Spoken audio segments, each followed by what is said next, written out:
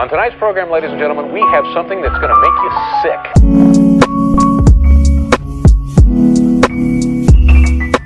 Hi guys, so we are back for episode number 2. What it do? Dylan, don't copy me. Dylan, I noticed that. Dylan, you need to have your own unique greeting. So what's up, Dylan? What do you mean? What do you mean? What it do is mine. I always say that. Give me some time. Oh, no, Shine doesn't want me to swear. Otherwise, I never said that. Be yourself. It's a family-friendly environment. Family-friendly. Sheesh. It's a bride with kids. Yeah. Oh, those ones are the worst, eh? Yeah, those brides are the worst. But adult brides are the best. And it's a bride, bro. Poetry is a bride, and there's nyama and there's conversation. That's it, bro. That's what's important. So on our bride play today, Sharon, what's our starter? We are starting off with the moral dilemma. This is probably my favorite one. So I think Takunda, you've heard it one before, but I just hope you don't remember your answers. Okay. So it is I read it in a book by Justice Sandel, and the book is called What's the Right Thing to Do? But it's originally by a writer called Ursula Guin. I think they're French. So there's a city. Imagine a city called Omelas. It's a city of happiness and civic celebration. It's the kind of place where there are no kings or slaves. There's no advertisement or stock exchange. It's a place without the atomic bomb. All right. And I know that sounds very, that sounds very unrealistic, but there definitely is something queer about the city. In a basement under one of the beautiful public buildings of Omelas, or perhaps in the cellar of one of its spacious private homes, there is a room. It has one locked door and no window. And in this room, there's a child. The child is feeble-minded, malnourished, and neglected. This child lives out its days in this wretched misery, right? So everyone in the city of Omelas, which is us, imagine yourself, you are one of these people. We all know this child is there, all the people of Omelas. We all know that this child has to be there. We all understand that our happiness, the beauty of the city, the tenderness of our friendships, the health of our children, even the abundance of our harvest, and the kindly weather of the skies depend wholly on this child's abominable misery. If the child were brought up into the sunlight out of the vile place, if it were cleaned and fed and comforted, that would be a good thing indeed. But if it were done in that day and hour, all the prosperity and beauty and delight of Omelas would wither and be destroyed. Those are the terms. The question is, are those terms morally acceptable? Right? We are living in this incredible place. Zesa doesn't dip. We're not using bond notes, buddy. Everything's all right, you know. We don't have potholes. We have no corruption. We actually, we get along, but it only happens because this lighty. We've crypto, whatever you want. Okay. It sounds like a utopia, but the only thing that doesn't make it a utopia is the fact that all of this utopianness is due to the fact that this lighty is being sort of really terrorized under this room where there's no window and she's super malnourished. Are those terms morally acceptable? Okay, this child, just for interest's sake, does this child have a sixth? No, actually the story refers to the child as an it. So, okay. Yeah, we don't know the child's gender. Sure, that's a tough one, man. That's a tough one because this kid should not be suffering whilst everyone else is enjoying, whilst every other kid is enjoying themselves and enjoying their youth. Mm-hmm. But we need this kid to be here. We need the kid the greater majority of the community needs to live a good life. I find it difficult to reconcile with the fact that I need to take this child out of its misery. It means misery comes upon the greater number of people. But it's at the same time, if I was part of the number of people who were not living in misery, I would be, so to say, enjoying myself. And it's difficult. I think I need to take a minute to think of it. Dylan, what do you think?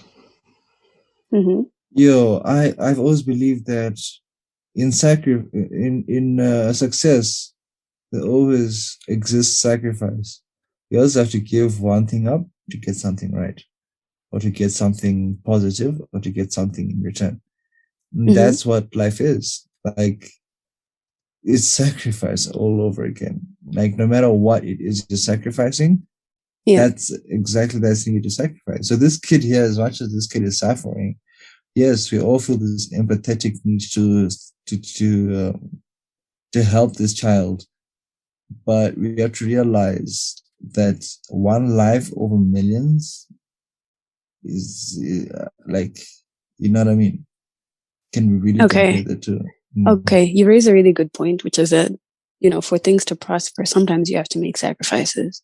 But usually, all the time, the sacrifices you're making are sacrifices that you bear upon yourself. In this case, the sacrifice we are making as a city, as a population, is a child that is actually not us. We don't feel the pain she feels. So it doesn't really feel like sacrifice. It just feels like like a ritual. If you have a certain level of empathy, which I believe every human being has, you are sacrificing, because we have to realize as well that as human beings, when we sacrifice things that we love, we're also sacrificing other things as well. For example, those rich dads, or let's go there. Let's say these rich dads who think that material is the way to raise a child.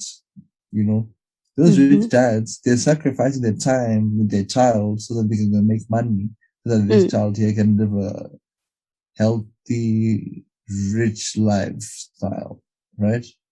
That's in itself is sacrifice.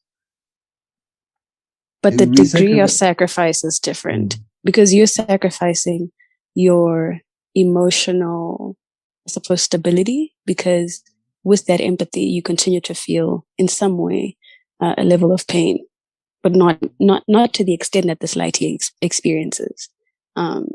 You get to experience the happy things in life, while this innocent child, has no happiness for the sake of the multitude, which is something that I heard Takunda say as well, which is the multitude should triumph because of the greater good.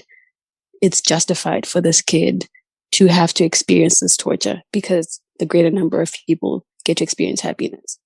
It's true. That's it's more of a utilitarian take, but I have to agree with it. But I think at one point in time, like Dylan said, we all have to feel some sort of empathy for this child.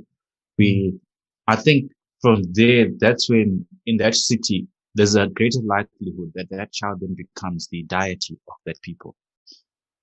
I don't know if you follow that. Proverbially crucified for the majority. Yeah, so it's possible that through empathy, a religion is actually born from that situation. Sheesh.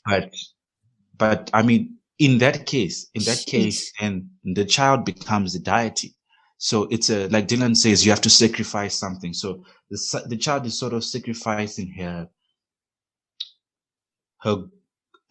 ability to enjoy life and get this reverence from people, get this respect and this adoration from individuals, this treatment to be like a god, even though she's in pain. And at the side of the hand, the child the community, the city gets to enjoy a good life, which we all want. So it's sort of a win-win situation, but it's a really messed up situation. Way. Very messed up.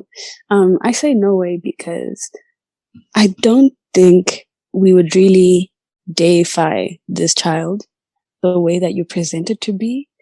I think that a parallel situation that we can relate to today is knowing that the food that you eat or the clothes that you wear were put together by little kids that were forced into child labor, kids that were trafficked from flipping South Africa all the way to, okay, I don't want to use a random country, but yeah, some country, right? Or to Omelas, let's say.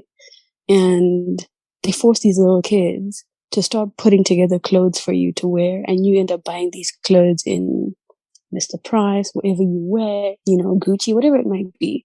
I think today we wouldn't be as open to wearing those clothes or eating that food, knowing that it's kids that are not being paid at all, and they shouldn't even be working, that are putting together these things. Like it's forced labor. And I don't think we even deify kids like that in this day and age. We don't treat them as though they're a deity. We don't treat them as though they're a god. I don't think it's an honor for them to be terrorized in this manner for the greater good. But also, I think my major objection is that for me, while I do agree that, this laity is being super terrorized and it's not okay, part of my reason for not wanting this kind of city, or part of my reason for saying these terms are not morally acceptable, is that in a world where it seems like a utopia, where there is no suffering, I don't think people can find true meaning. I think Takunda, I've spoken to you about this before. I think meaning sometimes is found through suffering and through the ways in which we try to ameliorate that suffering, right? So if I live in a world where it's perfect and I have no hardship, where do I find meaning in that? The constant happiness, is that even good for us? No, I agree with you. I mean, there has to be some form of suffering. I mean, if you look at some of the great things that have come out of human invention, it's been things that resulted from suffering, so to say. So it's suffering is important. We need to suffer. But the question is, why are we suffering at the end of the day? And if we are not suffering for a good cause, then the suffering is fruitless. It's futile. So this child suffering, they could be us, the people of Omela, finding purpose within themselves. What purpose do they have? Is their purpose to be an exemplary city? And as a result, this young lady, this young child has to suffer. I don't know, but at the end of the day, now, I'm gonna choose the city. I'm gonna choose the city. That's honest. Dang. Dylan, what are you choosing? Still the city.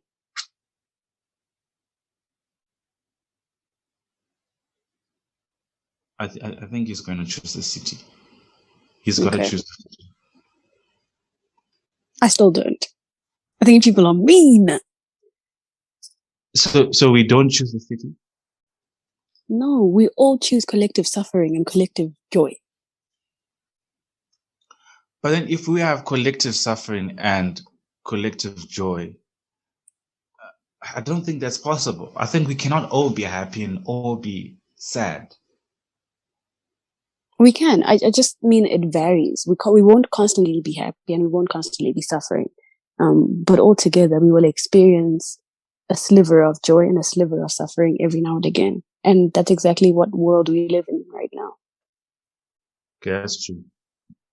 But then would you then say you're better off one person out of the 7 billion people there are, one person suffering so that the 6.9999 billion, I mean, I don't know how many nines. Okay, let's say it's you that we choose. But I'm not a child. No. Let's change it. Let's say it's you that we're choosing.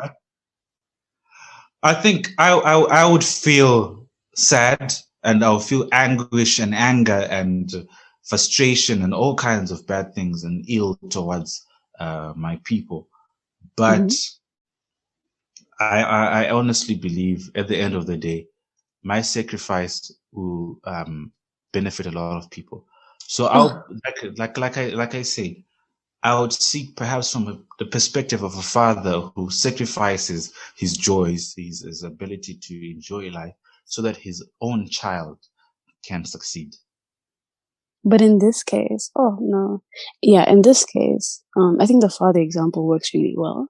And I think that's why they chose the subject of the story to be a child, because kids shouldn't have to go through such responsibilities. I wouldn't even call it a responsibility, but I just feel so wrong about it. Yeah, I mean, at the end of the day, it's what's important is the majority. I'm sorry to say. I mean, the other thing is that the numbers are not in favor of this child because it's just one Mm, person sacrificing for millions, if not billions of people. So do you want anguish to come amongst a lot of people when it can be avoidable with just sacrificing one person? But that person is not deserving of that anguish. I think that's my bone of contention. But you also mentioned that if it were you, of course you would feel like super bad and super angry with everyone, but you might end up just taking the task. I'm not that brave. I'm saying if you all, he said mom's way, not me. So there's that. But So you're saying you would chicken out. I would chicken out. And I'm telling you to put your uncles and your aunties and your kids, not me. I'm running away to Mars with Elon Musk. Oh, well, it's time to woman up, Sharon. Come on, this is 21st century. Oh, okay. Take That's a good point. responsibility. That's a good point because today we are talking about patriarchy. Yeah.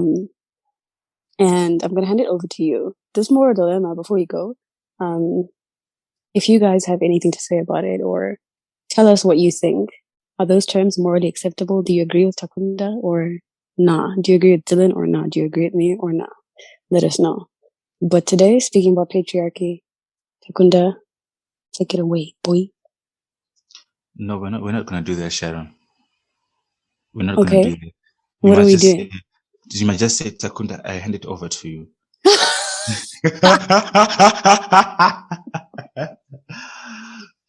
So, I hope but everyone gets that joke. I was about to say, I was hoping, I hope but just a everyone point gets of that joke. reference. Just a point of reference. If you've got internet, just go search up Jessica, NBC News. You'll find there was an interesting conversation between the main anchor and the sports anchor. When the sports anchor failed to introduce the main anchor failed to introduce the sports anchor as was agreed, and they were live on TV, and she stood her ground. Hey, she stood there. She's like, "We're not going to do that. We're not going to We're do not that." doing that.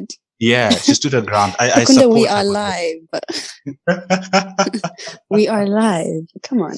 Okay, The back to cameras are studio. rolling. Back to studio. Our topic today has to deal with the gender wars, patriarchy. Mm. And you sent me a tweet you sent us a tweet from social media. Sorry, a post from social media, in particular Twitter, and I found it quite interesting because for me there were two posts that happened, and from those two posts I find the reason why we ended up having this podcast. Why we said, guys, come, let's discuss this, because there's this guy at Chikashana. So Chika Shana then asks, if patriarchy is to be dismantled, what system are we replacing it with? Is it currently in existence in other cultures, or will it be brand new? Right. So that was the main tweet. So this guy asked the question. Then right below that tweet, this guy goes on and adds two more tweets, and there's a conversation. It's a different guy altogether. So this is at Twitter user Lanky Observer. So he then says, patriarchy is why we have a society, however imperfect. It is why we have families, the building blocks of societies.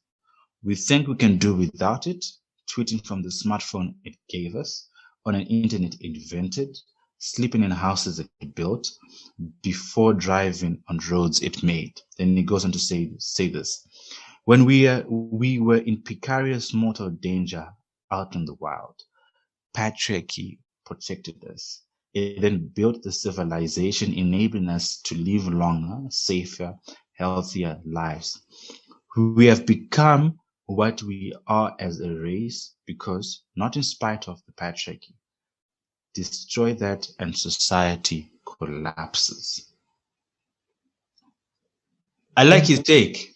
I like his take. So before I go on to the replies to that tweet, I just want to know, like, just in a minute, just like tell me, what do you think? What do you take from that?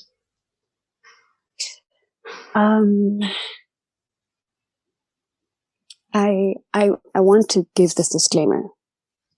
I'm going to give an uninformed opinion or a misinformed opinion. But that's the goal of the conversation, so that we can steer each other into the right way. Exactly. Yeah. My first question is, what is patriarchy? Because if it has built these things for us and it has given us the civilization that we now have, what then is this patriarchy thing? Because what I'm seeing now is a lot of toxicity attached to and hurled towards the patriarchy. And I don't want for us to be discussing something that we all don't agree on. So if we could start off by defining what we mean by patriarchy, then maybe we can see whether I agree with the tweet or not, or whether I agree with you guys or not. Okay. But do you have... So just hold there. Before we go into define the patriarchy, let me just hear Dylan. What is your take on what I just read out to you? I think you also had a chance to go and read the tweet for yourself. Yeah. Like, I checked out what you said. And what can I, like, it's a very complicated thing in terms of history. Right? That's where we have to start from. But don't wait. I don't want you to define patriarchy as yet. We're gonna get there. I get you. I'm talking about your tweet itself. Because this person here is talking about how we don't have systems without patriarchy. We don't have this without patriarchy. We don't have that without patriarchy. Which is very true. But that is only because patriarchy had the power when all these things were coming into fruition. It's the same thing as Africa itself. We don't have this in Zimbabwe. Let's start with Zimbabwe. Let's be specific to Zimbabwe. Zimbabwe wouldn't have this education system without colonization. Zimbabwe wouldn't have this kind of laws or this system of law without colonization. Zimbabwe wouldn't have this type of government without colonization, or this way of living without colonization. Everything started from colonization. It started from a negative that sooner or later bloomed into a positive, right? But it's not saying that without this negative, this positive would have come out of it, right? It's the same thing as what this person is saying. He's saying that through this, hey, should I say patriarchy is a negative? I don't know. We'll get into that. But through something else came out, right? Okay. I like your use of an example of colonialism as an example, because then someone went and replied to that tweet, and he says, "This is what they replied to the initial tweet: Slave society gave us the amphitheater, it gave us the Colosseum, the aqueduct. I don't know what that is. It gave us the works of Aristotle, Socrates, Plato, and city-states with fine architectures." I don't know how accurate that is, but he goes on and says, what should we replace it with? We shouldn't abolish slavery. Then he dedicates the quote to someone, to apparently a Homo Nigerian clowniness. So I'm going to read a few more tweets that before you go. Yes. I think this kind of shows, like this Omelas thing. We have all of this development at the expense of ABC. We have the structures that we have at the expense of the freedom. sorry, of people. America is what it is today at the expense of the slave trade. Um, so the sacrifices that are being made are other people's lives, other people's autonomy, other people's rights for the sake of development. And the question is, what do we value more? Is it this development? If it is, then we maintain the patriarchal structures. Or is it peace and harmony? I wouldn't know all the opposite things. It's a question between what is more important between work orientation or people orientation, right? If we're aiming to make people happy, then what is the way forward? Equality. If we're willing to make to get to a certain point in our lives of development, then most probably is going to be work orientation. Now that's the question of that society. Equality. Exactly. That's the question to society as to, do you want to be happy or do you want to be comfortable in a society where we have this kind of level? I think where it gets hard, sorry Takunda, before you move on, is that in this case, women and even some men are the ones that are stuck in the basement under the city while the city prospers in some aspects. Sorry? Capitalism, huh? Precisely. So every now and again, we could say, yeah, I'm for this thing, I'm for this movement, I'm for this ideology, until you're the one that has to sit in the basement. And we can't ever try to assume that men don't experience suffering as a result of patriarchy themselves. It's not only women. But we're going to get into that. So, Takunda, carry on. So I want to read another tweet. Another reply to Nike Observer. So, La Belle au Bois Dormant says this. That's actually quite a long name. Says, sir. Okay, Lupin. Okay. Okay, she says, sir, you're confusing biology with a destructive self-serving system designed to steal from and hurt those that do not conform to its standards. And it says you, and puts the handshake to show that you are in agreement. So you and white people saying colonialism was great because it brought savage Africans technology. They both do not make sense. So I'm going to read another two tweets. I just need to find it. Yeah. Because there are obviously people who were in support. So this guy, at Twitter user, this Zeus Meister, this the _ Zeus Meister says, this is a very good observation and I think it's true. But allow me to introduce you to Occam's razor. What is not necessarily what ought to be. Just because it is that way right now does not mean it should be going forward. I disagree with that though, because now we're looking at a fallacy. We can't totally like it's called what's it called? It's called the slip. No, it's not a slippery slope.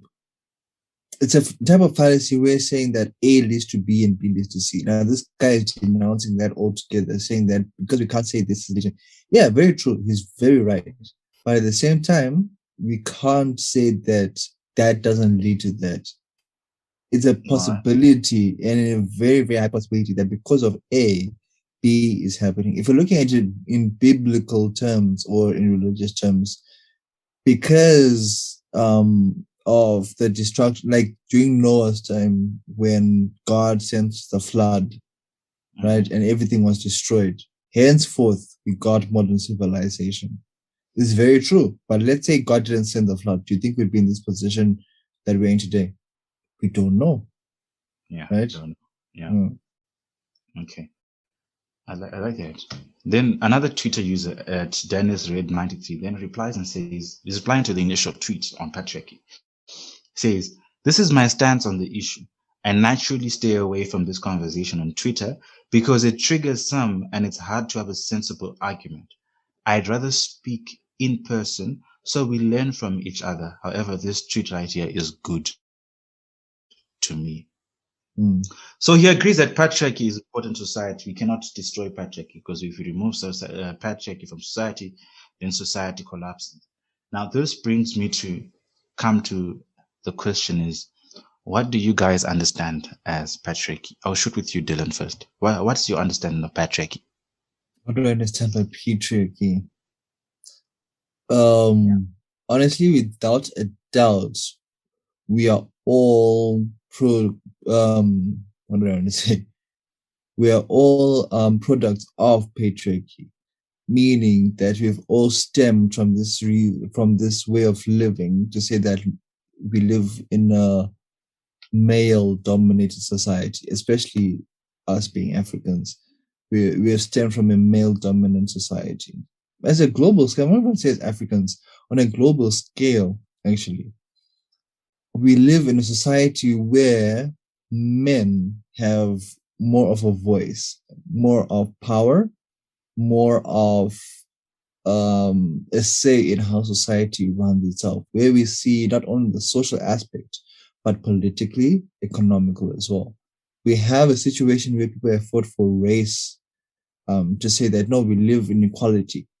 But then we have equality in terms of race, but then you see that the people that are rising to this power, or the people that find it easier to rise to this power, are males. Why? Because starting in the household, remember charity begins at home, right? Yeah. But in the household, it's the man that is the face of the house. Even though in Shona they say that Mkazi Musha, something like that. Yeah. Right. But I mean, Mkazi Musha would mean the wife, the mother is the home. Man. Exactly. But at the same time, as much as we have that saying, it's not a secret that the face of that house, or the one who's calling the shots, is the father or the baba or whoever, the male. Whenever there's a problem in the house, whenever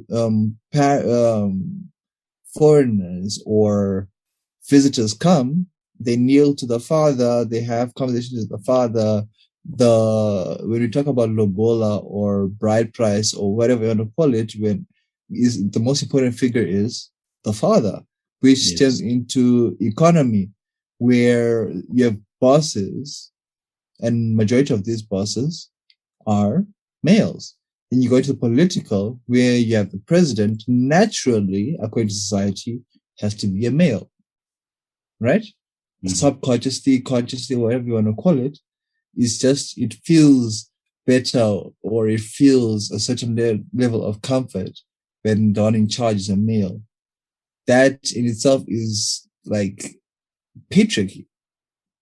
Consciously, subconsciously, as much as human beings, we try by all means to say that no, we're all equal as males and females.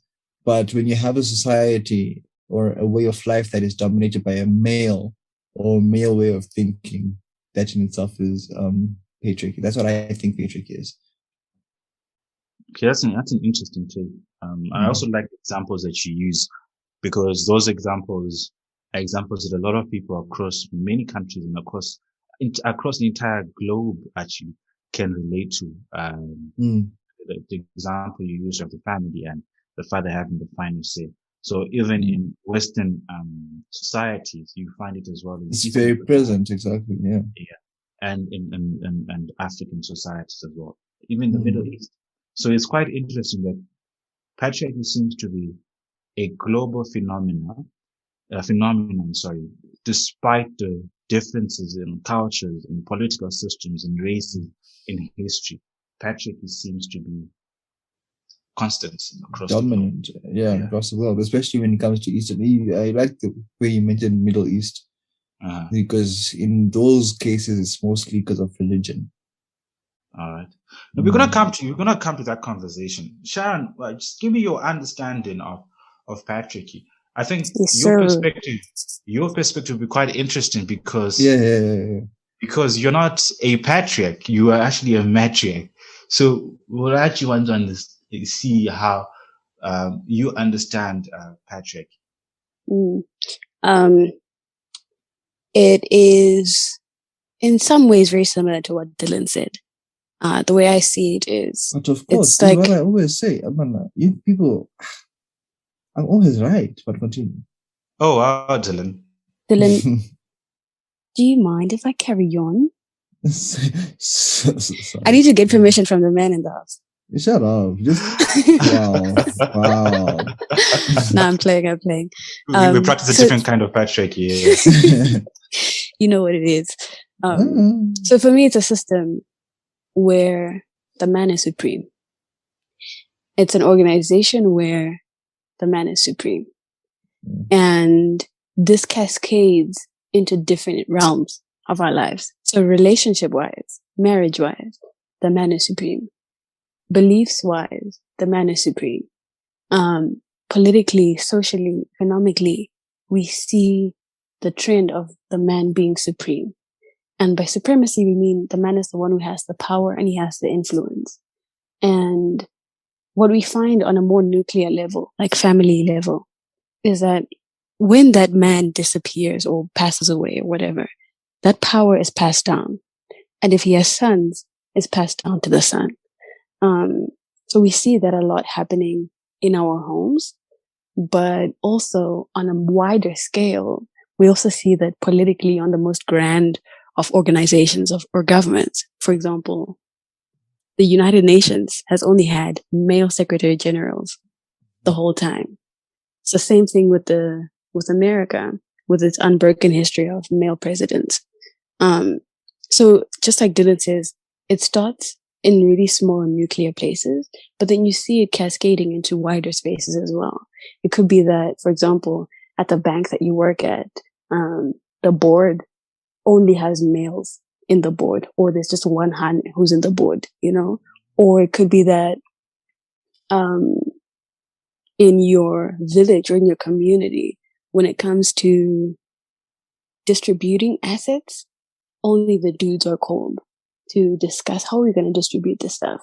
And it's only distributed among themselves too. So it's that level, it's that power, that supremacy, that's found on different levels, from the most nuclear to the most grand. And more often than not, women are disadvantaged. And there's a major level of inequality. Of course, the degree of inequality varies, but the inequality exists. For me, that's what patriarchy is. And if it were a matriarchy, it would be that women have the power and they have the influence, and it's passed down to other women. So it works on both ends. But of course, we live in a patriarchal society. Yeah, I think that's an interesting take. I like particularly how you pointed out that it initially starts within the nuclear family and then actually spills out into the extended family and eventually the extended community. For me, for my understanding of patriarchy, it's in the same area as you mentioned, Sharon, that you have the family, then you have the extended society. So in the family, how I see patriarchy is where descent is held through the male line alone. So the children belong to the father, not the mother. The children take on the father's surname. The children find identity within their father and not their mother. The wife finds identity within the husband. So the family is founded by the husband. It's not founded by the mother. So the ideologies, the name, the identity of the father determines the identity and founding of the family. That is a patriarchal system in the family and nuclear. Who is this person? But then in the extended now, we're looking at a societal system where men hold the primary power and are in predominant roles of political leadership, economic leadership, and cultural leadership. And they have moral authority as well. They hold moral authority and have extended social privilege. That is a basic understanding of patriarchy. And I think this is an understanding of patriarchy in the modern day. Whether that is patriarchy in itself, I think that's a different question. So I ask you guys now, is that from our understanding of patriarchy, right? Do you guys think that patriarchy is important? it should stay? Should we have a patriarchal system? I personally believe yes, because I believe if we were to remove patriarchy, we will still have something to replace patriarchy that is either worse off than patriarchy or a system that is inefficient. So it's more, we either have a system that is more oppressive than patriarchy or a system that is not as efficient as patriarchy. But I'll explain my train of thought much later. I really want to hear what you guys have to say. Do you guys want the patriarchy gone? Do you want it to stay? I'll start with Sharon because Who run the you're probably the one who suffered the most under patriarchy. Do you think the patriarchy should go? Do you know, I actually have a story about this. I'm sure I have many stories, but my very first time experiencing inequality, just by virtue of the fact that I'm female, was when I was in probably lower 6 or upper 6. And we traveled to South Africa for a hockey and rugby tour. It was definitely upper 6. And that year I had been learning like rugby reffing. And so I'd been doing like I was a touch judge at that time, right? Now officially known as assistant ref. So show them. So we traveled to SA. We finished our hockey match. Everything was Gucci, right? And the boys start to play their rugby. And I'm like to Mr. Mike, who was the senior rugby coach. And I was like, sir, I want to run touch for this game. And he's like, nah, it's chill because I had been doing that back at home. So I asked the dude who was holding the flag on the side of the line, another student, SA school. And I said to him, dude, can I run touch? Is that cool with you? And he's like, yeah, sure. And he gave me the flag. So now I'm, doing my job. And then the ref notices. I had been in it for like a minute or two. And the ref notices. He stops the game. He calls the dude who gave me the flag onto the field. Speaks to him, says something in his ear. The dude comes back to me. Everyone's just waiting. We don't know what's going on. The dude comes back to me and he's like, coach said you shouldn't run touch and that I should take the flag back from you. And I was like, why? And he said, because you're a girl. I was like, whoa, that was painful. That was painful. And it was especially painful because I hadn't experienced that back at home. And Mr. Miki was also touched. He was like, you know what? You can probably run touch for the next match, but for the sake of the game, let's just leave this dude to keep running touch. And what bothered me before you continue, I just want to note something. So the ref, how old was the ref? Like just probably 40s, 50s, white dude. I don't know if that's relevant, but he was an oldish dude. Yeah, okay. Then the touch judge, the initial touch judge that allowed you to run touch. Yeah. He was about my age, probably 17, 18. He actually looked younger, maybe 17. I was 17 at the time as well. He was white. Right. Okay, cool. No, we can understand. But the reason he gave me was that coach said it's because you're a girl. Yeah. So, but I just want to understand the dynamics there. Okay. Yeah. Okay. So I was saying the thing that bothered me the most was that it wasn't a question of my competence. It wasn't a question of, is she competent to do this job? Does she know what she's doing? Will she make this game flow? Because we all want this game to flow. It wasn't a question of that. It was merely, you're a Han. That disqualifies you completely. We don't care if you've been training to be a touch judge or not. We don't care if you have a flipping Kotko jersey. We don't care. It's the fact that you're a Han. And I think we experience that as girls or as women on wider scales. And it could be that I want to work in this particular job, but I won't get a promotion because these dudes just think because I'm a Han, I can't be as... Do you think that it has something to do with masculinity as well, or ego, male ego? I'm not sure, but I'm going to put that on hold right now so I can quickly answer Takunda's question. Yeah. The question was, do you think patriarchy is important? Was that your question, Takunda? Yeah. Should the patriarchy stay? I think that it can only stay insofar as we dismantle the toxic traits of the ideology. And we have to then sit down and scrutinize the ideology and say, what is toxic about this thing? Where is it hurting us? We should do research. There's been research that shows, like you had actually said, we have to choose between, do we want an efficient system or do we want, I don't know what the other thing that you said was. I think it was something like, or do we want equality? And the assumption is that equality and efficiency don't go hand in hand. But research has been done that shows that when you equalize a community or a society, it's more likely to advance. It's those assumptions that we are trying to break down. You assume that because we have gotten to this level of development, we should maintain the system that we have because it keeps advancing us. But we haven't tried to question whether or not equality could actually advance us further and at a faster rate. Those are questions we need to ask ourselves. But for me personally, for as long as it's unduly suppressing other people and discriminating on other people, women, it has to go. Those bits of it have to go, but we have to scrutinize the thing. I don't believe in saying that the whole patriarchy must dip. I don't think that's a very fruitful way of going about it. Let's discuss what areas of it do we not like. And if we find that every single part of it is what's detrimental, fine, the whole patriarchy must dip. But we have to do it. We have to actually scrutinize the thing section by section, if that makes sense.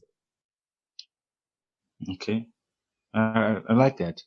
Dylan, what's your take? No, I want to hear your opinion first. Like, what do you think about what I want to hear yours. I want to hear yours. Look, my opinion is always right, so the right opinion has to come at the end. That's how it is. We all know that in this podcast, I'm the one who's holding the truth. But anyway, I'll go then. It's very, very interesting to say that let's keep it if it's working. That statement is very bold, Shar. That is a very... I didn't say that. Oh my gosh. What do you mean? Did you say that? I didn't say that. No. I was arguing against the efficiency argument. Okay. No, but, please. No. Listen. Okay. 17-year-old Sharon would not be happy with me saying this, hey? That hand just wanted to run touch. It's not working. True. We're not happy. You're not happy. Fine. But you said something along the lines of dismantling something and finding the toxicity in something that is there already, right? Yeah. Do you want an example? So that sure. Let's clear the air here. Okay, cool. So let's go back maybe 40 years ago. My math is bad, eh? So I don't even know when 40 years ago was. It might be 1950. I don't know. My math is really bad. Well, 40 years ago is 1980. Okay, let's go back maybe 20 years back. Let me just give you a date. Maybe 1960s, 1970s. Those areas. Let's go back to when Hans couldn't vote. Yes.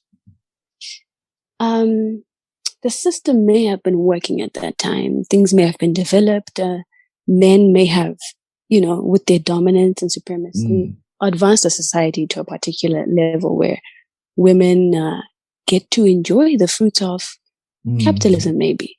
The men are working. We are working in the coal mines. We are giving you zaps. You have electricity at home. You have water. We've created this infrastructure. It's great. It's grand. But there are still some inequalities that exist. And at that time, some of those inequalities were things such as voting and going to school. So at that time, there may have been a level of development, but women still were disproportionately situated in society. The toxic thing that we had to fix at that time was that women needed to be able to go to school and women needed to be able to vote. Those are... Sorry? Toxic according to whom at the time? Toxic to the entire society.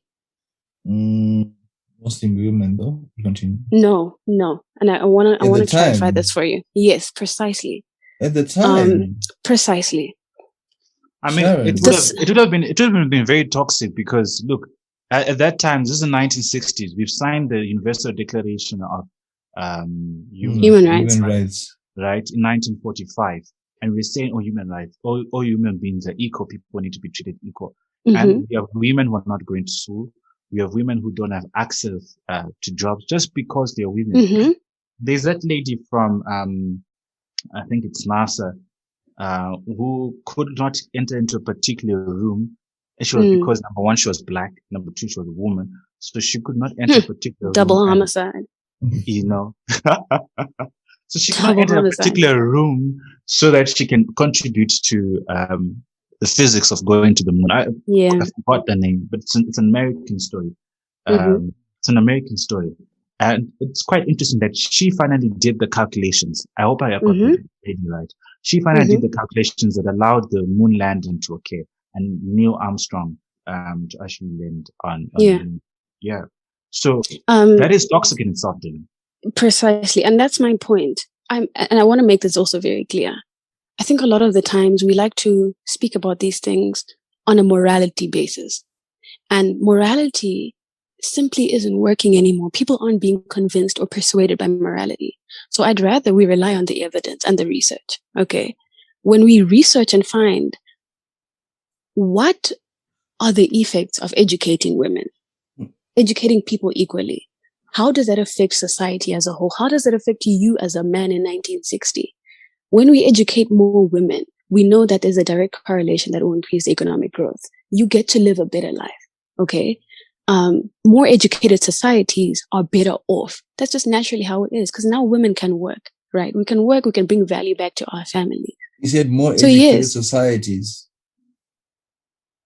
More educated societies are better. Well, I don't agree with that, but continue. No, but I mean, look at Dylan. Look at it this way: if you have a mother and father in a family who are both educated, it means that they're economically viable people, which means you come from a double income household. And double income households are very good. Please, can we not mix between social privilege? I'm going to say privilege here loosely. Social privilege and economy. You guys are talking as if you get an education and you get a master's or a PhD in something, that means you automatically get the wealth or the finances. No, that's different. That's we're talking about. We're saying. Yes, sir. You have kids, you have girls in your family, right? Let's just say you have Hans in your family. All the boys get to learn up until upper 6. Maybe they can do a few jobs. Some of them maybe go to university. But the Hans, they finish at grade 7. Yes. Okay. You're saying that they can't get a better job than the males. Yeah. Yeah. Generally, yeah. And the research has been done. We can't even argue about that. The research has been done. And if you had research to disprove that, I would be very happy for you. I would be very happy for you to bring that research because I have it. Okay. Let's speak from evidence.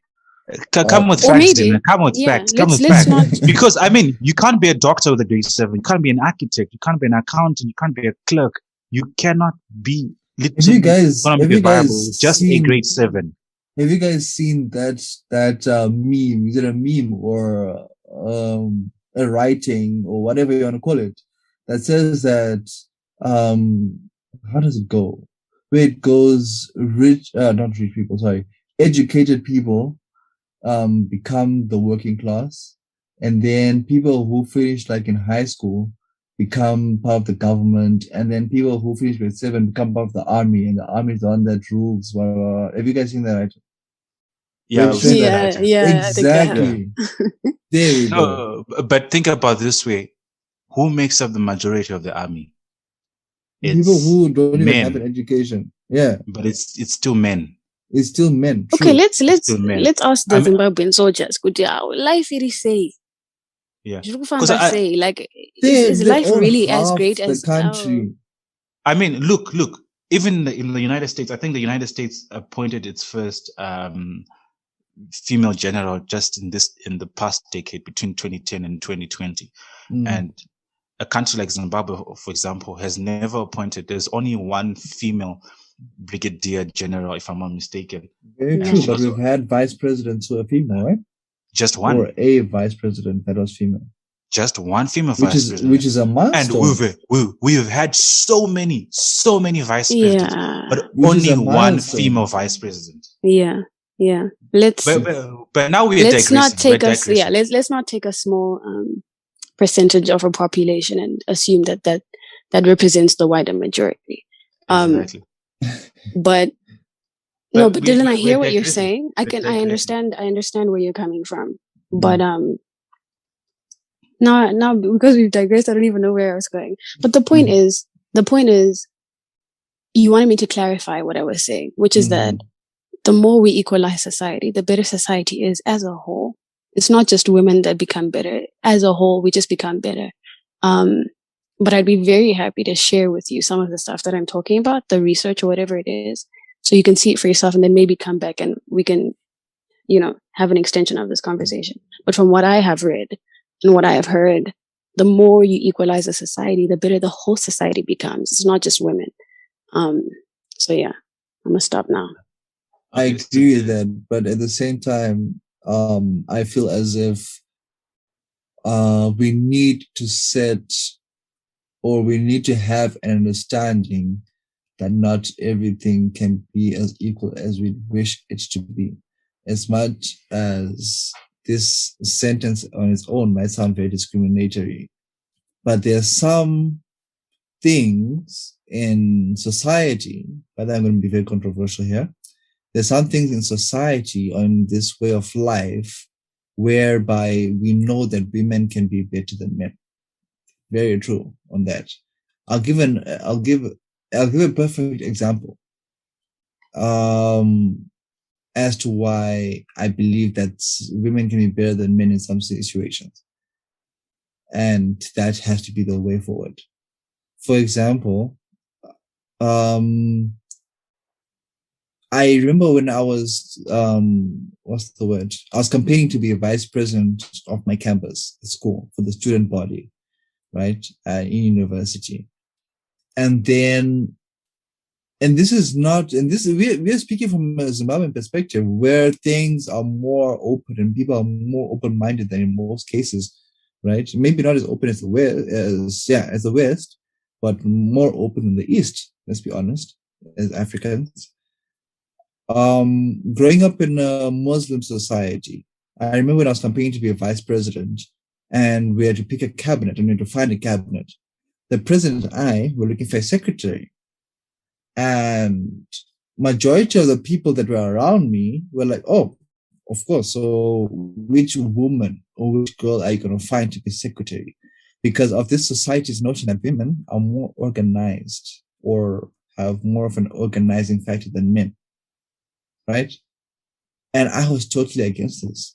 Honestly, I was like, why can't we get a man to be a secretary? Like, it's just a matter of being able to hold documents and you know what the secretary does, right? And everyone around me, they had this notion that, yeah, but it's standard procedure that a woman is secretary.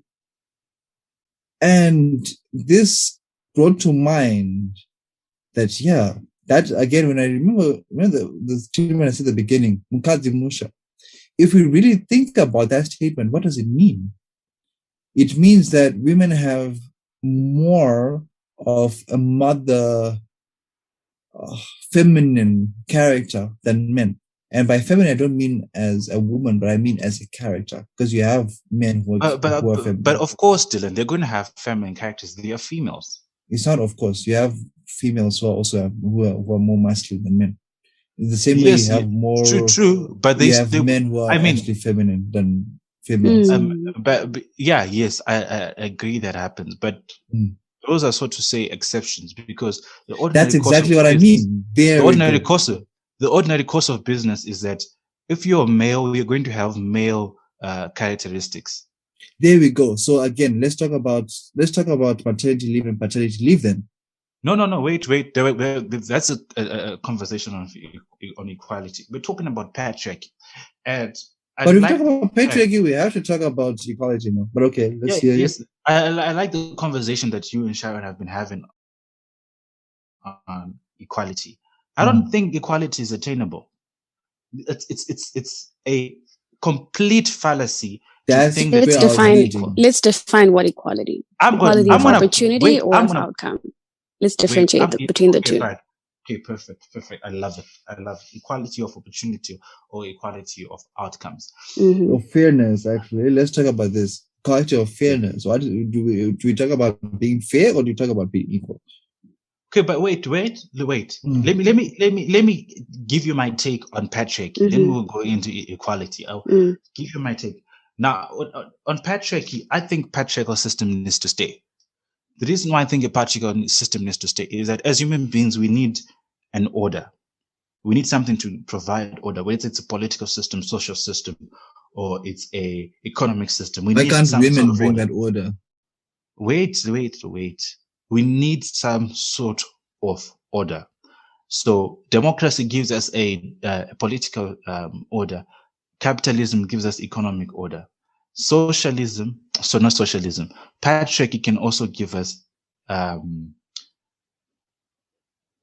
social order. Now, the reason why I would say a patriarchy over a matriarchy is because I think I have a conversation with this with Sharon, is because maternity is never assumed. Maternity is obvious, but paternity is assumed. Right? So when you come back to what is the foundation of every society, family is the foundation of every society. Family is where you get your values before you go out to the world and start knowing things about patriarchy and start getting values like equality and dignity and the right to this, the right to that. You start knowing values of fraternity, liberty, and equality. Before you know those things, you get your values as a human being from the family. So the family is the founding block of human society. So the question is this: what role would the male play if the matriarchy is in charge? What role would they play? Because now the family is looking up to the mother. The mother is making the decisions. The mother is rightfully so. The mother gave birth to the child. Rightfully so, the mother gave birth to the child, so the mother should have a right over the child. The mother takes care of the child suckles at the mother's tits when the child is small. So the child is like literally hanging on everything to the mother. What then becomes the role of men? Now, this is quite important because what studies have shown world over is that families where a biological father is missing, it's obviously not every family, not every person, but male children in particular are affected when they do not grow around their biological father. And I'm one of those people, so tread lightly, yeah? Okay, I'm going to tread lightly. But like I also didn't mention that it's obviously not the case with everyone, but a majority, particularly in the Americas and Europe, what they have realized is that a lot of criminals come from families where they did not have fathers present, not just fathers, but present fathers in the household. It's scientific research that there are a lot of other things which I would like to say that come from fatherlessness. But for the purpose of being politically correct, I'm not going to mention them. And these things lead to things like identity crisis, for example, in our current society, particularly amongst men. And there are a lot of things that women complain about that have resulted from the destruction of patriarchy. That a lot of things women complain that men don't have. For example, things like a rape pandemic. We kind of have a sexual abuse pandemic. For my reading, one of the reasons for why females are no longer, the female body is not as respected as it once was when chivalry was the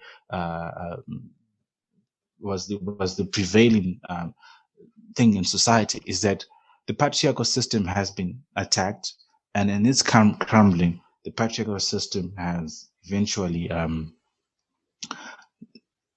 men now has very little purpose in life. So men just do whatever they want because, I mean, they have no purpose. the patriarchal system is being attacked to a point where they no longer have a defined purpose in life. So, but look at patriarchy this way. You have a set of marbles, right? Then you put your marbles on a table. Now, every time you shake, the marbles move and they fall off the table. If you open the window and the gusty wind comes in, the marbles fall off the table, right? Or if you just wait a bit, the marbles are all over the table. So it's very distracting. There's no order. So what do you do to get the marbles in order? You get yourself a glass jar, right? You get yourself a glass jar, transparent.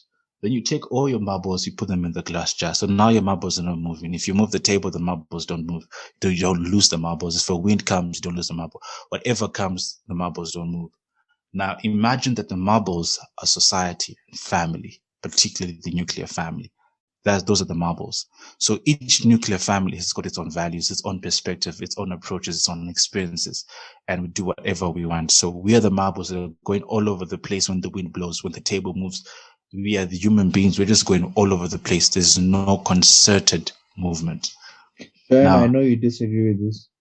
The patriarchy is the glass jar. The patriarchy is the glass jar.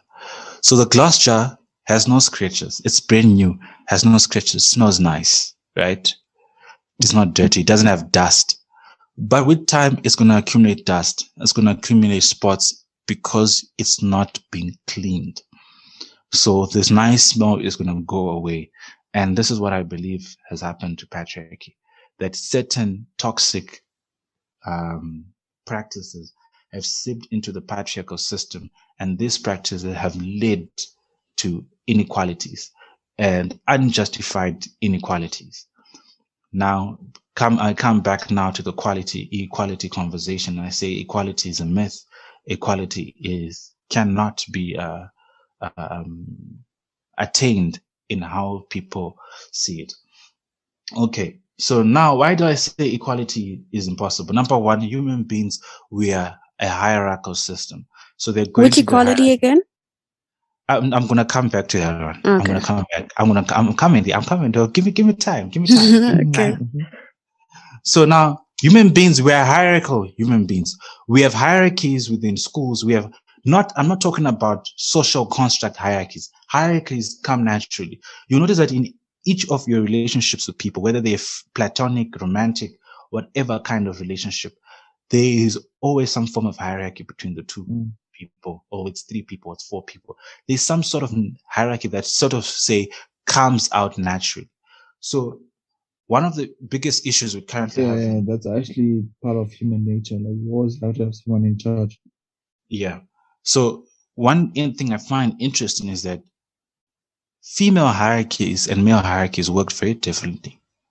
And because they work very differently, how we perceive who should be a leader based on your gender or your sex actually determines and brings about this friction between the genders, and say patriarchy is wrong. Because what I notice is that women are more use compassion more, empathy more. From my observations, women tend to use compassion more so as to gain a hierarchical position, right? So women are more compassionate. They use emotion to get to a hierarchical position. So women try to appeal to your sense of humanity, so to say. They try to appeal to your sense of community.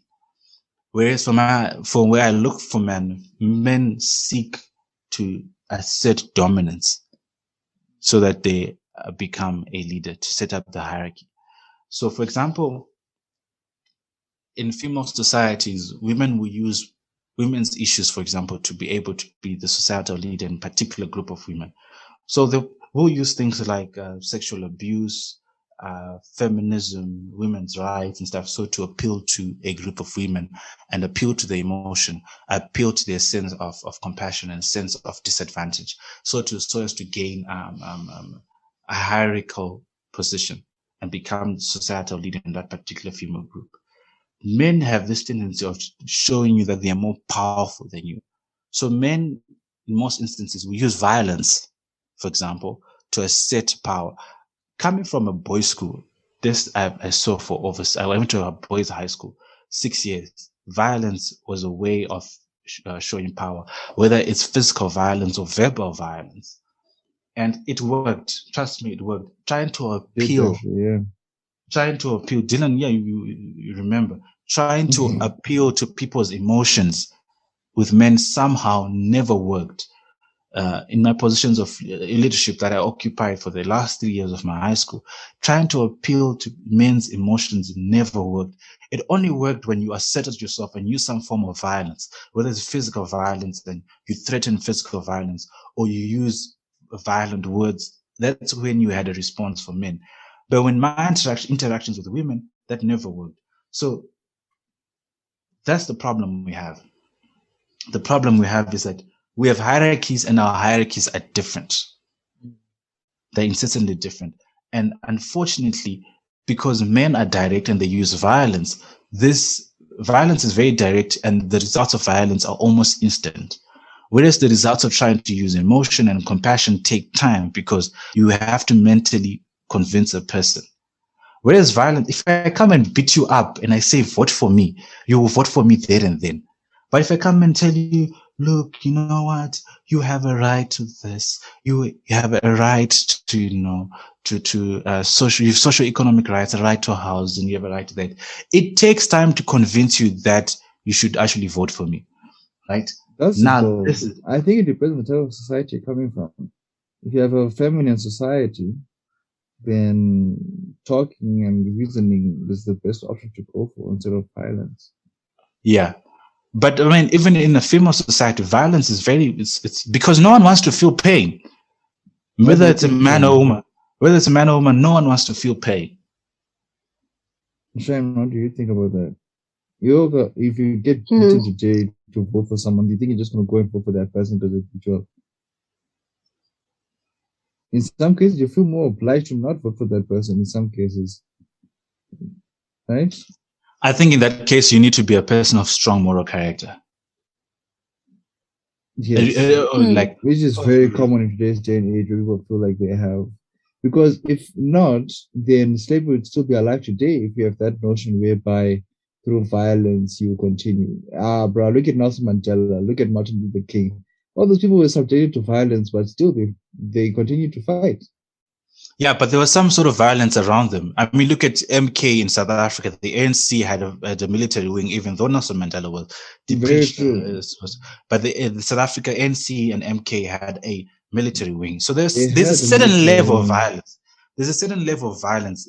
I'm not saying violence always works, but most of the time it's efficient, it's fast, it's quick, it's swift.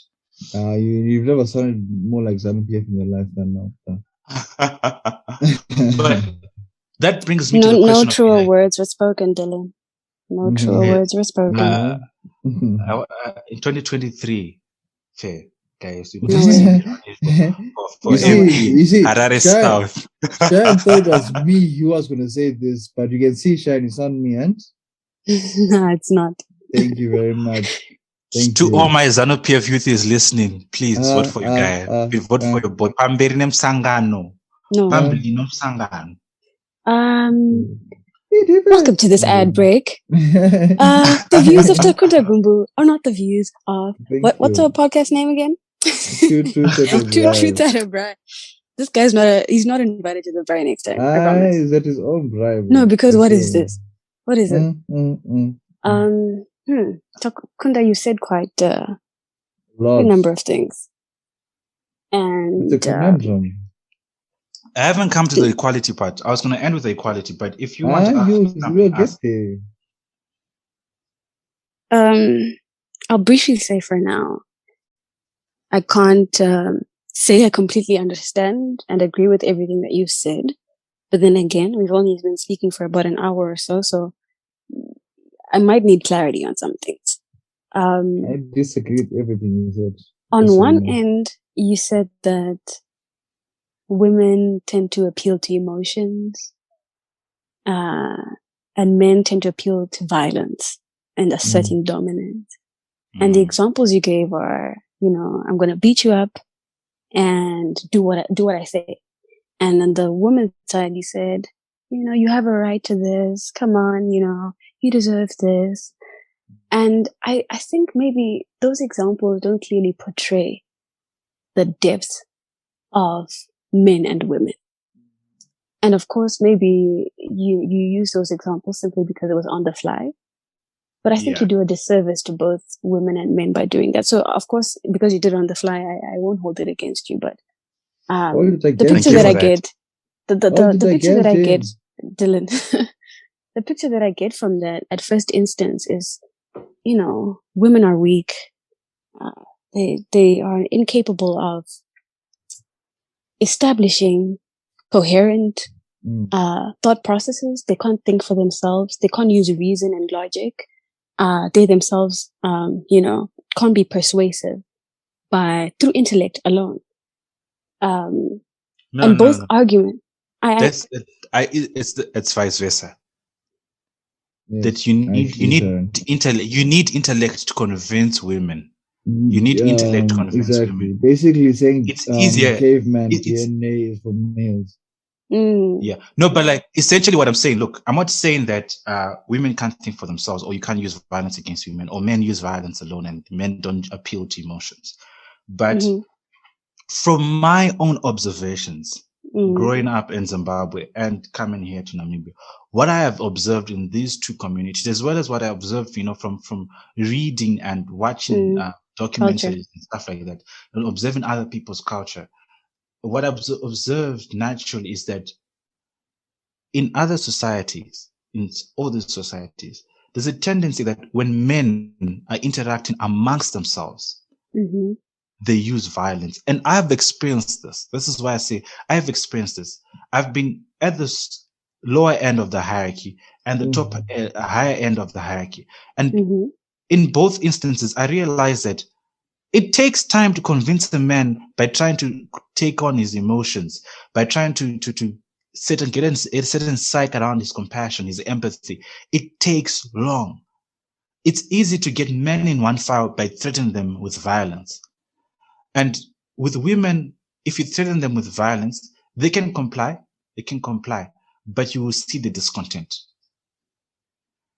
Now, if you really want to convince women to get on your journey, all you need to do is just appeal to their intellect, so to say. So you can also appeal to men's intellect. Like the revolutionary movements in Africa appeal to the black man's intellect. That is true. I'm not saying that you can't appeal to men's intellect. You can, but generally men tend to quickly answer, reply and adhere to the threat of violence. Okay. Yeah. This is in the establishment. This is in the establishment of hierarchies, right? It's in the establishment of hierarchies. So in both these instances, we're trying to see who becomes the leader. Because I think we are all in agreement that as human beings, we naturally have hierarchies. Hierarchies are not social constructs; they just come naturally. Yes. So in the what I have observed, and even this is also comes from some of the reading I've been doing, that hierarchies tend to be formed, and I like the fact that Jordan Peterson also agrees on that fact. There's one doctor of she's a biology expert. I keep forgetting this lady's name.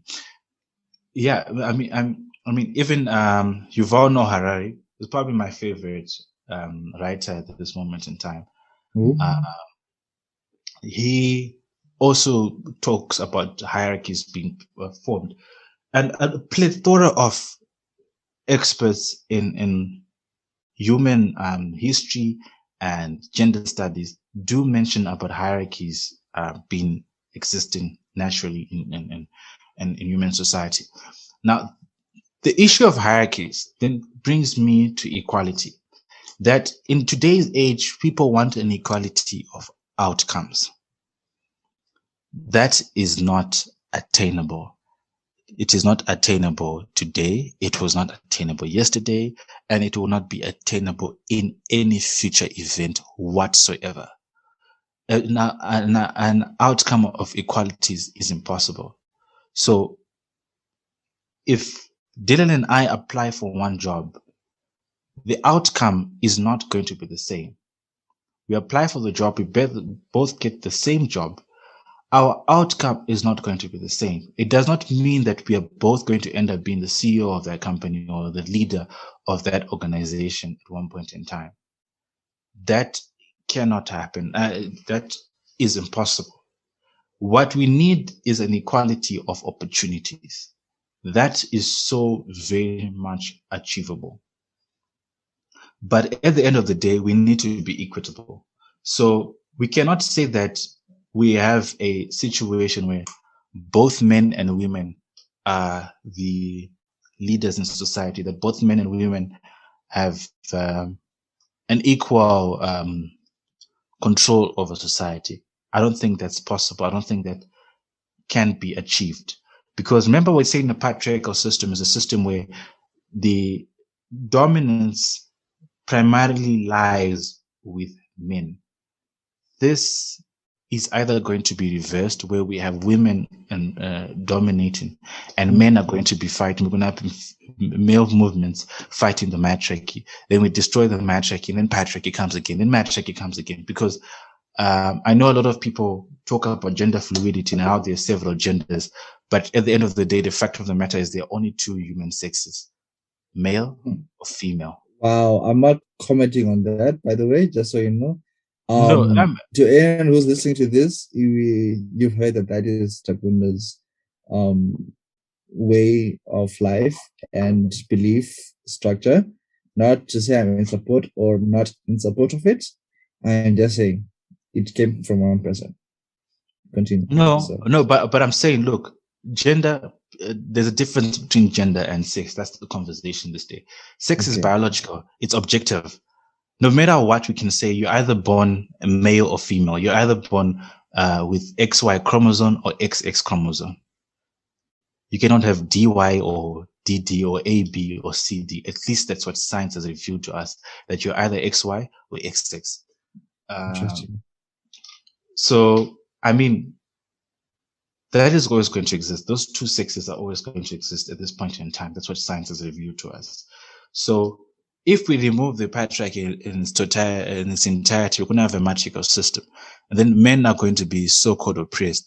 And I fear that men are going to be more oppressed than women, because men are actually a minority number all over.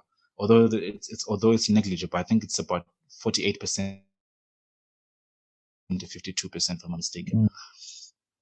So having a society of an equality of outcomes is actually impossible. We cannot say because we've sent 100 women to school, those 100 women must become CEOs as much as 100 boys would become CEOs. I don't think that's possible. What we can do is to bring equality to people, equal opportunities. So yeah, I mean, it's a long ass conversation. It's quite extensive. It requires a lot more time than we have for today's podcast, I'm afraid to say. Yeah. Of course, every conversation we have is just going to take time. Yeah, Sharon. Oh, this was heavy. I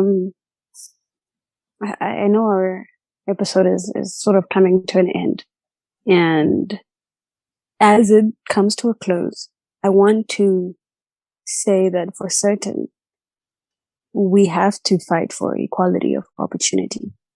The example you gave earlier was really interesting, which was if Dylan and I, as in Dylan and you, apply for a job, you won't both get the same outcomes, which of course is true. But what we are fighting for, Dylan will get a job. Yeah. What we're fighting for is I, as a girl, should be in a position to equally apply for the same job and to be in a competitive place with both of you guys. I should be made competent. The things that give me competence are education, right? We should educate women. We should educate men. We should give them access to these things. There are barriers that are stopping women from advancing in life. Barriers which men don't necessarily have to deal with on a daily basis. Those structures need to be broken down. And not just by women, by men too. We have to ensure that we strive for equality of opportunity. And it shouldn't be a thing of, the feminists are at it again. They are, talking about their little protest or whatever. We have to do that collectively. And I know sometimes for some people, the morality argument, it's the right thing to do argument, it just doesn't work anymore. People don't hear it. It's not clear in their heads.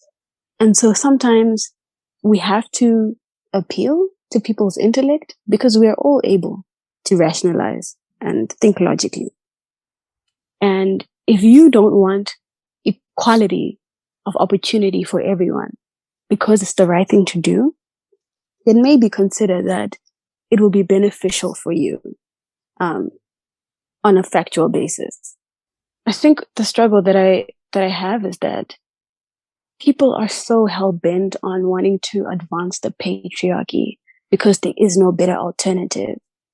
But they are also not willing to scrutinize the patriarchy itself and find what's wrong with it and try to fix it.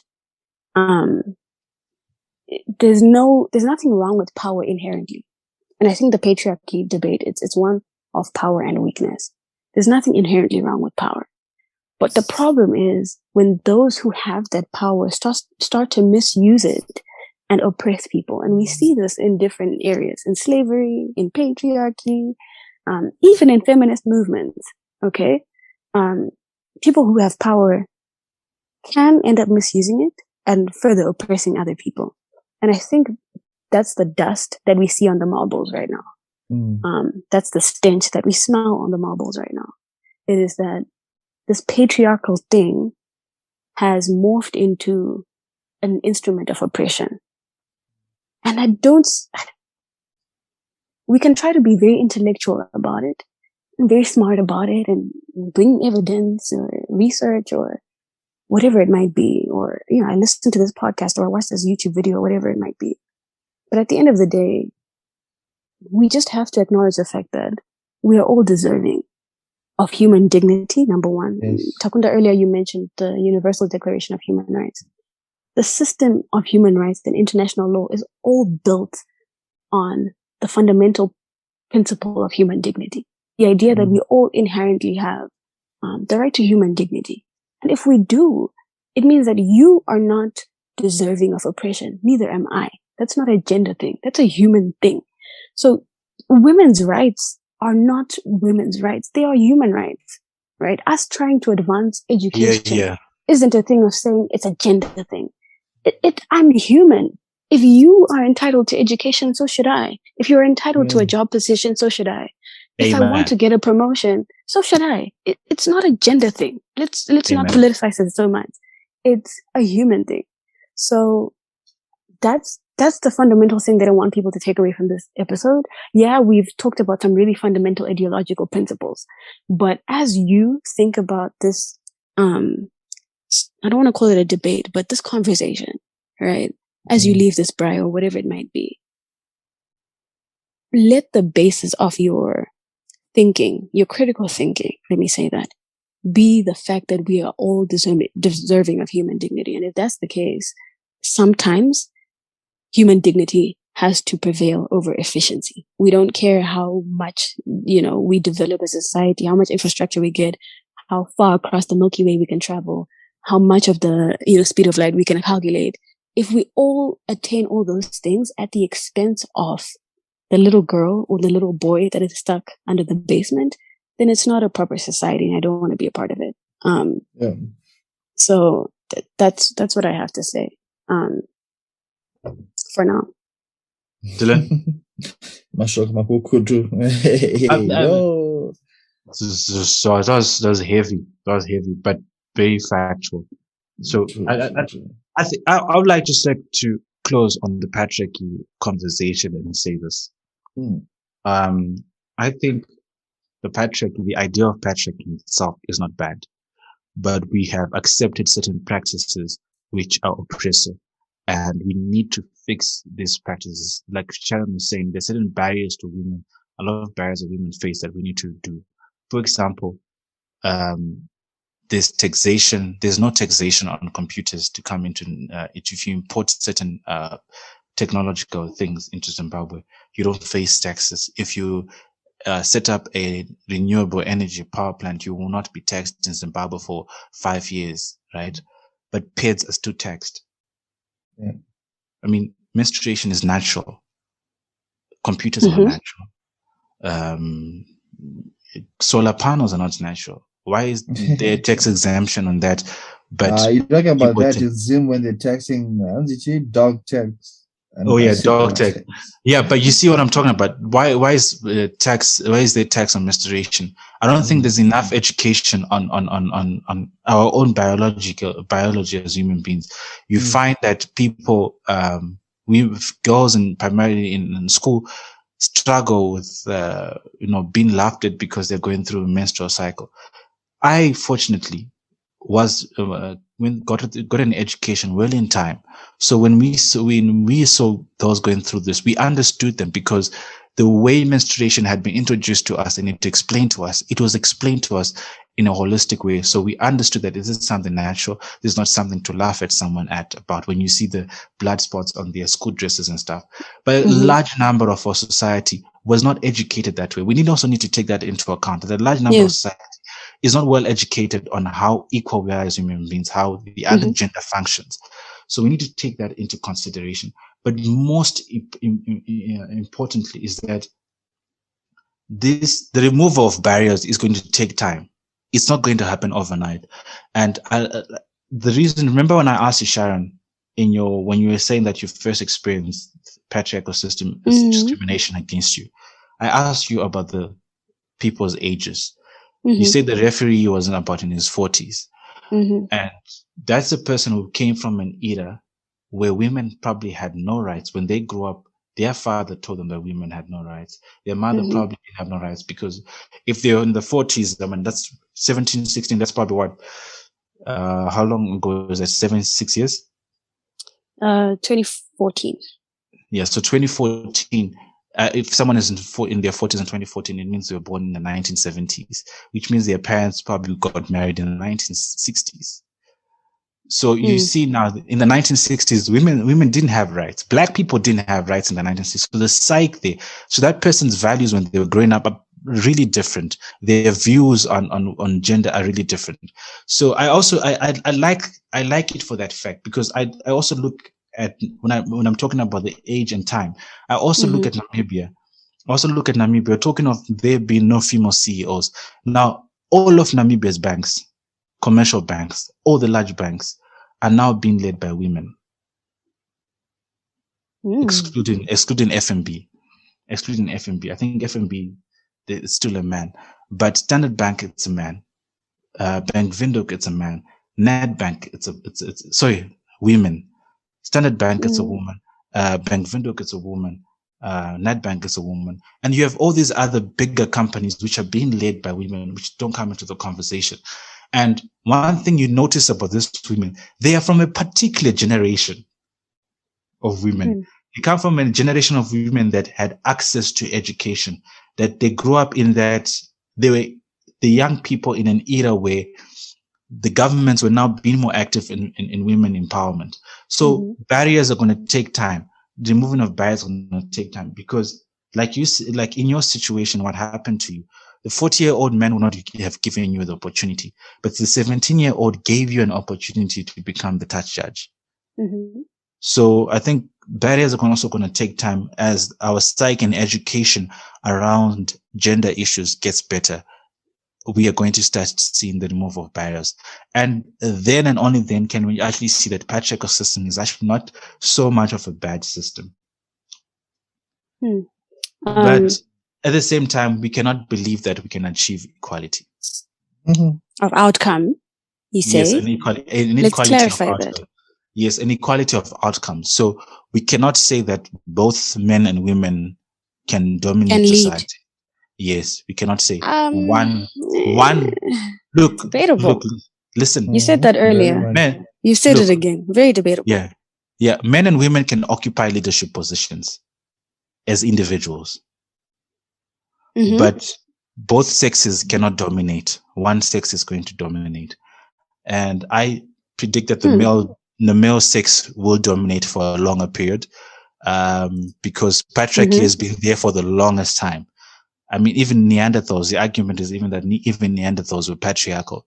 So to remove something that has been there for thousands and thousands of years is very difficult. And I mean, it doesn't look, everyone tries to bring that conversation to men being brawny and being on average stronger than women on average.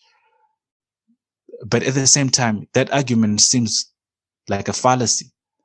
But ironically, it seems to continue. Like Dylan was saying that about that picture, that is the men who fail and become soldiers who then determine your future. So it's quite interesting. But at the end of the day, both sexes cannot dominate. One sex is going to gain dominance.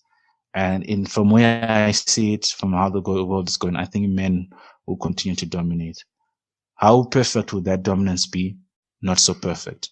Would it be oppressive? Yes, it will be oppressive. Tricky. I don't agree with that, but that's for another day. Also, the other thing that I did want to say is that I know our conversation has been largely centered around women and how women are oppressed as a result of patriarchy, but also we shouldn't ignore the fact that men also experience a level of oppression or subjugation at the expense of patriarchy. We see a lot of this, especially in men's mental health. And the idea that men can't be vulnerable, they can't express their emotions or, stuff like that, because they will seem to be weak, and small and inferior and insignificant. And of course, I can't speak for men, but I do think that's something that we do have to shed some light on in this conversation about patriarchy, as we move forward. Women are not the only ones that experience oppression as a result of that system. And yeah, that's about it for me. Yeah, I mean, this conversation is it needs more than just an hour or so to talk about. Yeah, it's very pregnant. It's got what was that lady in South Africa, decuplates or something like that, the 10 babies, the fake story. Oh my gosh. It's got a lot of babies. Anyway, for me, it all comes down to culture, comes down to where we're talking from, what counts exactly, what doesn't count, the toxicity behind it. What is toxicity? There's a lot of questions that need to be asked or answered. And in these questions, shall we find our answer? I mean, we've all made sense. I disagree with a lot. God knows I disagree with a lot. But but it makes sense. It's that's why we have this conversation in the first place. Because after this, I'm definitely going to sit down and be like, yo, let me think about this. Exactly. And of course, with that, I'm going to dive into a lot of other topics, such as feminism, such as culture, such as what's it called, mental conditioning and social conditioning, propaganda. And I'm going to go into all these things and figure out why are we the way we are right now. But yeah, for me, in conclusion, I'm just going to say, yes, there is a need, human nature, for there to be dominance. But at the same time, does the dominant have to be a patriarchal one? That's a question that I would like to answer. But in my opinion, it doesn't have to be dominant. In my opinion, whoever is the best leader should be the leader. Be as idealistic as that is, but if you have a female, in fact, why do you even have to look at it at a gender base? If someone's a good leader, and I mean someone, whether straight, transgender, gay, female, non-binary, if that person's a good leader, that person's a good leader. Full stop. Let's put them in charge. Let's follow their way of life in any situation, politically, socially, economically. Let's just go with what we all feel comfortable with. Full stop. That's how I see it. Agreed. Agreed. And with that, it is safe to say that we've ended today's podcast. Okay, we've had a lot of sayings. We've had a lot to talk about.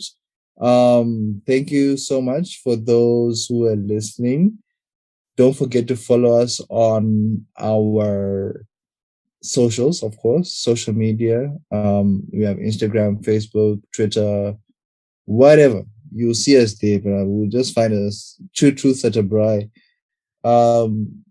Even if you want to have your own common discussions or natural discussions with us individually, I'm sure it'll be very easy to find us.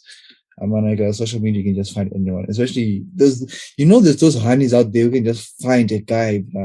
Or you have those guys we just find girls as well, stalkers. But I'm tuning the honeys, bro. The honeys can just find anyone, bro. That shit is scary, bro. Honestly. FBI.